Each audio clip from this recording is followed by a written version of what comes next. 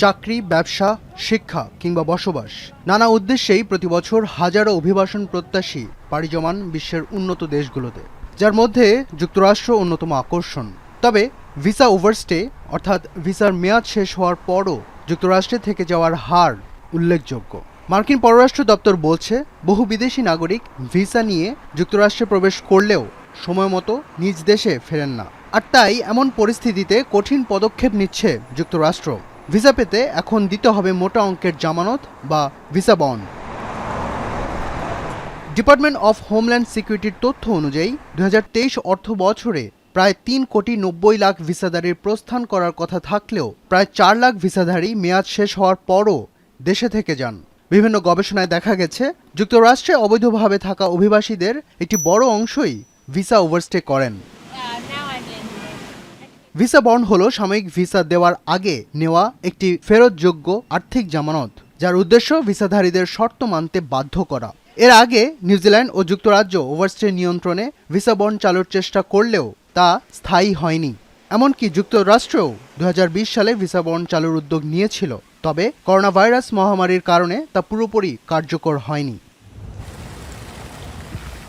Visa বন্ডের আইনি ভিত্তি যুক্তরাষ্ট্রের ইমিগ্রেশন অ্যান্ড ন্যাশনালিটি অ্যাক্ট দ্বারা নির্ধারিত। ভিসা বন্ড কর্মসূচির আওতায় তালিকাভুক্ত দেশের B1 এবং B2 অর্থাৎ ব্যবসায়িক ও পর্যটন ভিসা আবেদনকারীদের বন্ড দেওয়া বাধ্যতামূলক। বন্ডের পরিমাণ $5,000, $10,000 বা $15,000 হতে পারে, যা ভিসা সাক্ষাৎকারের সময় কনসুলার কর্মকর্তা নির্ধারণ করবেন।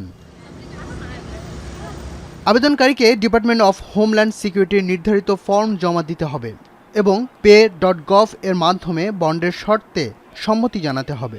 সরকারি ব্যবস্থার বাইরে অর্থ পরিশোধ করলে যুক্তরাষ্ট্র সরকার দায় নেবে না এবং কনসুলার কর্মকর্তার অনুমতি ছাড়া বন্ড বা ফি জমা দিলে তা ফেরত পাওয়া যাবে না।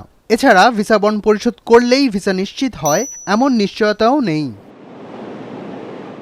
ভিসা বন্ড দেওয়া ভিসাধারীদের যুক্তরাষ্ট্রে প্রবেশ ও প্রস্থান করতে হবে বোস্টনের লোগান, নিউ ইয়র্কের জন এফ কেনেডি এবং ওয়াশিংটনের ডুলাস, শুধু এই 3টি নির্ধারিত বিমানবন্দর দিয়ে।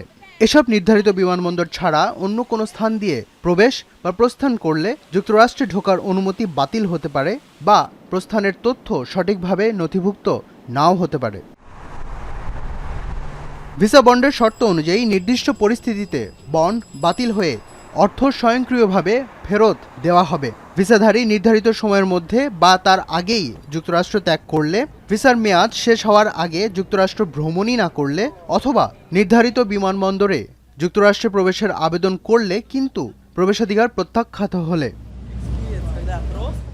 ভিসা বন্ড হলো যুক্তরাষ্ট্রের অভিবাসন নিয়ন্ত্রণ জোরদারের একটি নতুন উদ্যোগ।